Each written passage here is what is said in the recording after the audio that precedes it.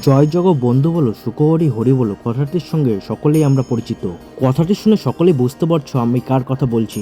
কাটোয়ার ডাইহাটে অবস্থিত সুখদেব ব্রহ্মচারী বাবার আশ্রমের ভিডিও নিয়ে আজ তোমাদের সামনে হাজির হয়েছি। তাই ভিডিওটি শুরু করার পূর্বে বলে না ভালো যে ভিডিওটি ভালো হলে লাইক শেয়ার কমেন্ট এবং সাবস্ক্রাইব করে আমার পাশে থাকবে।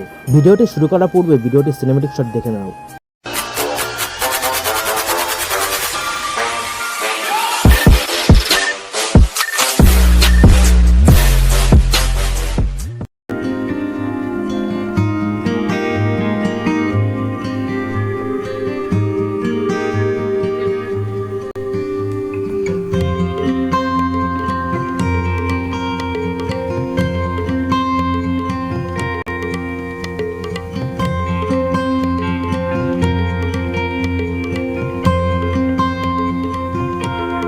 ভোর ৬টার সময় আমরা সকলে রওনা দিয়েছিলাম বাবা সুখদেব ব্রহ্মচারী আশ্রমের উদ্দেশ্যে।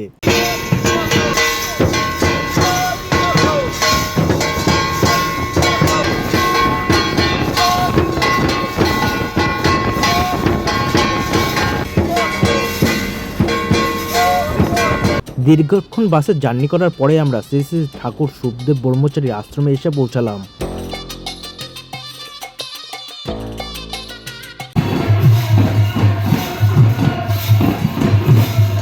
ভক্তরা তাদের মনস্কামনা পূর্ণের জন্য প্রতি বছর দোল পূর্ণিমার দিন এই আশ্রমে চলে আসে। দোল পূর্ণিমার দিন প্রতি বছর মূলত এখানে বিশাল বড় মেলা এবং অনুষ্ঠানের আয়োজন করা হয়।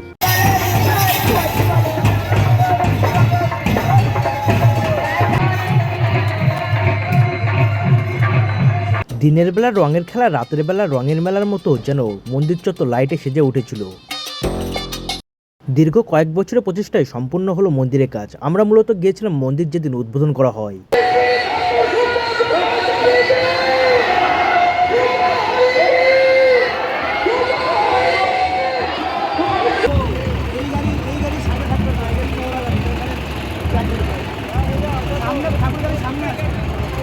দোল পূর্ণিমার দিন দোল খেলার পরে ভক্তরা এক বিরাট দিনের সাক্ষী হতে এই নগর কীর্তনে সামিল হয়। এই নগর কীর্তনটি মূলত দোল পূর্ণিমার পরের দিন হয়ে থাকে।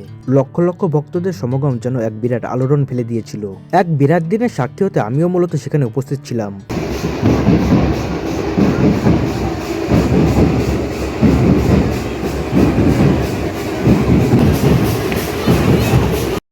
এছাড়াও লক্ষ লক্ষ ভক্তদের জন্য এখানে প্রসাদের বন্দোবস্ত করা হয়। এই যে কি কায়দা হইছে ওরা লিস্ট নেছে লিস্ট খাতে দেবা না ভালো মন্দ না না আমাকে থাকাতে ওকে হনুমানে ক্ষেতের মধ্যে বসে কোলে গেছে। এই যে ক্ষেতের মালিক চলে আসছে তাড়াতে, তাও যাচ্ছে না। এই যে সবাই বলছে যে মনে হয় লিস্ট নিয়েছে হনুমানে ক্ষেতটা। আমাদের বাস পার্কিং করা ছিল এখানে। ঠাকুর শ্রী শ্রী সুখদেব ব্রহ্মচারী মেলায় এসে আমাদের মেলা ঘোরা হয়ে গিয়েছে। এখান থেকে আমরা একটু বাদে বেরিয়ে যাব হাবড়ার দিকে।